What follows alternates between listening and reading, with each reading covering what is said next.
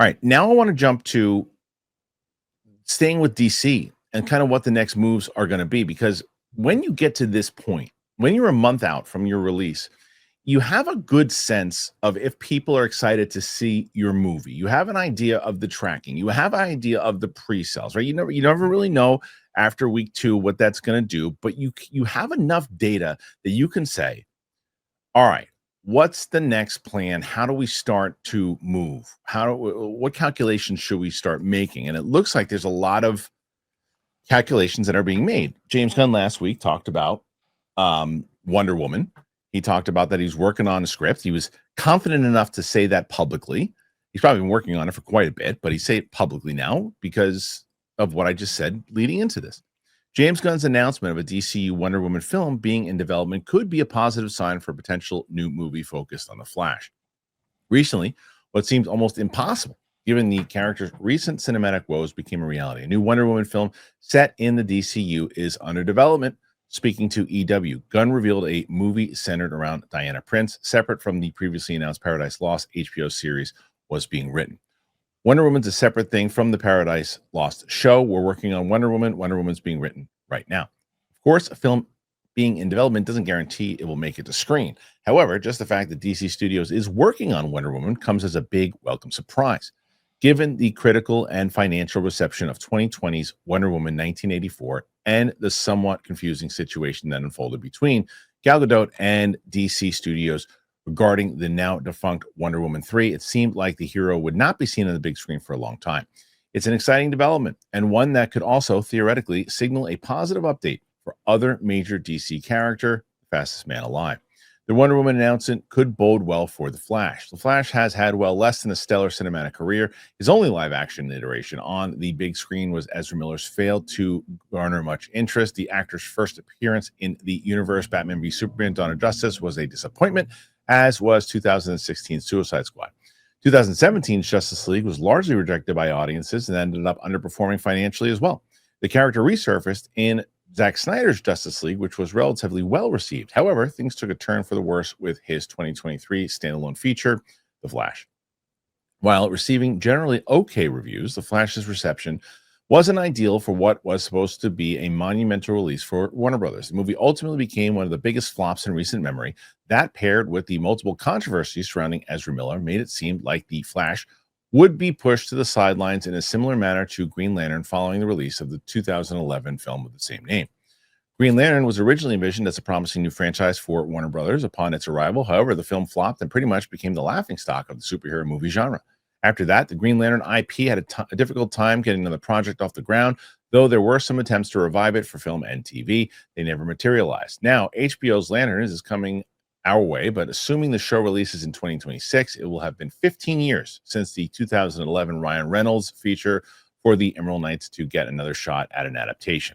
The possibility of The Flash meeting a similar fate was somewhat reinforced in December of 2024 when James Gunn revealed there would be some time before a movie about the Scarlet Speedster entered development, stating, as for The Flash, we're holding a beat on that development. However, considering that 6 months have passed since that comment and the Wonder Woman and that Wonder Woman is getting another opportunity to shine, the prospect of DC Studios giving The Fastest Man Alive another standalone feature seemed stronger than before. Though his first film wasn't successful, taking the character from a different, more approachable angle could allow him to connect with audiences in a similar way that heroes like Spider-Man, Captain America, and Batman have in recent years. Flash IP has the potential to succeed on the big screen, so let's hope he's on track to receive another shot at making his mark in Hollywood.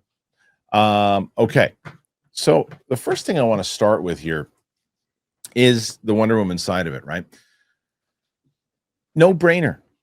It's what we were just talking about before, where what you can't do is say, let's do a lot of like side character DC stuff right now. Let's do like some side character. It's okay to do Clayface at $20 million. Who cares? Like Clayface at $20 million, horror movie, and then you're still introducing kind of the Batman world. Fine. You want to do Swamp Thing for 10, 18, $30 million? Okay, fine. The big budget, huge movies, you cannot lead with some obscure character. You've got to go with the big three. You have to go with Superman. You have to go with Wonder Woman. You have to go with Batman. That's why, like, the whole Batman thing, Brave and the Bold, will start to take flight after Superman comes out. It will. You're going to hear a lot more information about it after those big numbers come in. If Winston's right and this thing hits $1 billion, you'll see, even if it doesn't, as long as it's successful, the Brave and the Bold is going to start to get a lot more attention. So bringing in Wonder Woman right now, no brainer. And I said this, guys, recently, as where we were talking about, like, obviously I like Brendan Sklenar to play Batman.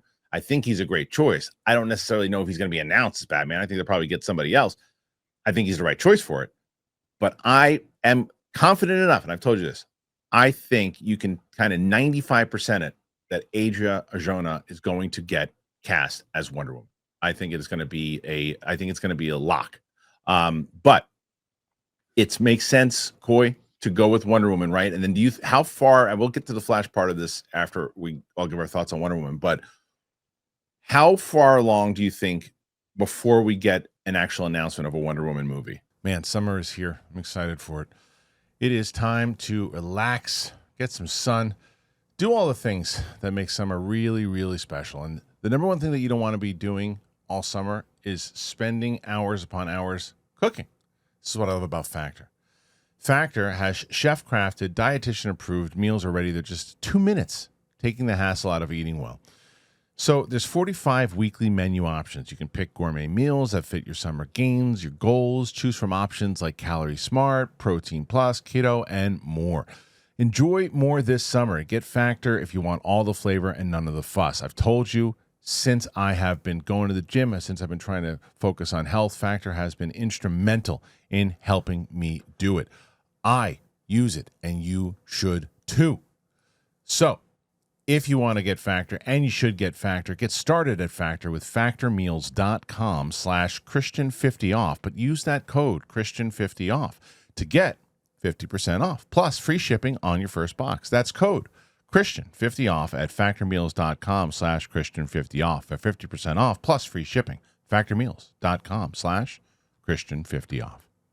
I think the box office of Superman is important to let the audiences know, like, hey, we're entering a new era. Hey, we need Superman to be front and center. And then I think while riding that wave, but not at the top of that wave, does that make sense? Like, I think it's going to be like, let this be its own thing. But while it's still high, we're going to get something. I don't know what it's going to be. I honestly don't.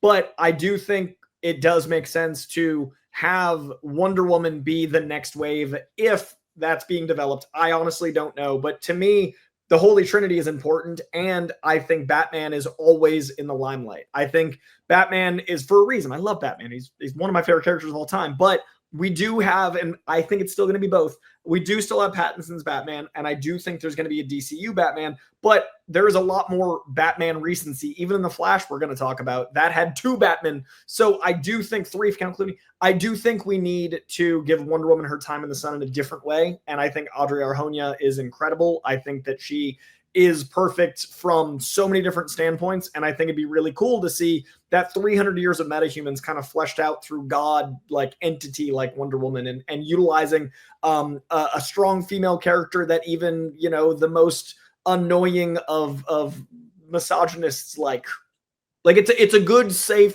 strong, intelligent character that even the dumbest bros don't yell Mary Sue about. But you need her. You gotta have her, because you're gonna lead up to, because, well, this is the other thing, Winston. So James Gunn recently said that he's working kind of on a Superman sequel, but not a direct sequel, right? So people had said World's Finest is essentially what it could be, and where I guess Kingdom Come is where it's too late down the line, right? It's Kingdom Come and Superman's old and older, I think, maybe. But either way, let's say that they're building up to something where it's like, or if it's Justice League, whatever it might be. You can't do any of that stuff without Wonder Woman, right? You certainly can't do World's Finest without Batman, because that's right. that duo there, and nothing would piss me off more if we immediately jump to that, because that is literally the mistake that the DCEU made. Right. You went directly from Man of Steel, and instead of focusing a little bit more on Superman and then worrying about doing one of the greatest team ups or rivalries in history, like for that particular story, same thing. Don't jump into Justice League. Don't do any of that, but you need to focus on your Holy Trinity. The reason, nobody's saying you need to emulate Marvel, but the reason why a team up like the Avengers worked is because you didn't focus on Hey, the Avengers, you're like, this is an end goal here, but I have an A, B, C, D that I need to get through first. Of let me do an Iron Man movie, see if that works. I got this Hulk movie coming out too. Let me see if that works well enough. Put out another Iron Man movie, put out a Thor movie, put out a Captain America movie, and then you consider a massive team up. Like to go, it's kind of got to be the same thing. It's not to say you can't have bleed overs here and there, which I'm assuming we will probably see Clark and Supergirl. Like that seems like a no-brainer. But you need to build up these individual characters to build up to that big moment. If you try and rush the big moment, you will end up in the exact same position as you did last time. I agree with that. I think that he didn't, and to be fair, he didn't say what it was, but that is the big issue. I remember that on shows when they announced that, like, oh, the next thing we're doing is Batman v Superman. You're like, why? What? Like let it build, because at the time they were chasing Marvel. Yeah, that's why.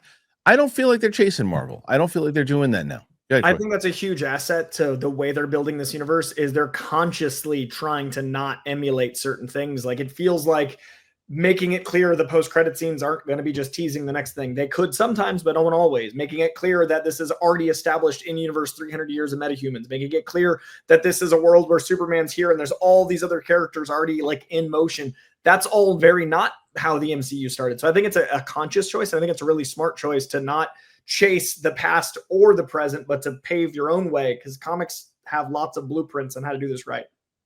Yeah. And so if you put, I think that what's going to happen, it seems like, if you're matching up how they're trying to come up with this, let's say Superman crushes, they're happy. Okay, now they're like, let's go. At day after they realize the kind of numbers, the big numbers, what it's projected, how it's going to keep doing after week 1, week 2 comes out. They're like, okay, here we go.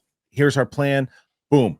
Supergirl obviously is already shooting. That's the one next out the gate as far as films go. We get Green Lantern, which I'm very curious how they're going to combine that true detective tone with what the hell's going on with Guy Gardner and that ridiculous haircut. But we'll see how they play into that, because he shows up in Peacemaker where I think he belongs in that tone. That works. So can they make that work in the Lantern's tone? We'll see. But nonetheless, you start to build, okay, these are the building blocks of this. Then the question is, what comes next, right? We know that there's going to be that series with the Amazons. But I do think that Wonder Woman will be announced at that point, who she is, the actress-wise, and I think she'll show up in the series at some point, and will lead up to the next big movie. And I'm not including Swamp Thing, I'm not including Clayface. I'm talking about the big movies. I think we get Wonder Woman before we get Batman: Brave and the Bold. Even though it's in development, we just have. Do I think we should? Not necessarily. But I do think that. Now, as far as the Flash goes, which is really where that dove into, I think that once you establish the big 3, that's the next one that you go with. You got to go with him. And I think that people want to see that, and people want a good Flash movie, and I think it will play. But Winston, do you think they should leave Flash alone? Or you think no, you need Flash? He's one of the staples. You need him eventually. Right. I don't know. Like, and there is a desire to have him around. If you need proof of that at the bare minimum, I know the CW was doing their own thing, but that show ran like 9 seasons because the character and the characters surrounding him are interesting. So no, you need the Flash. Yes, there is still some kind of stank on it right now based off of what happened with the movie that we got.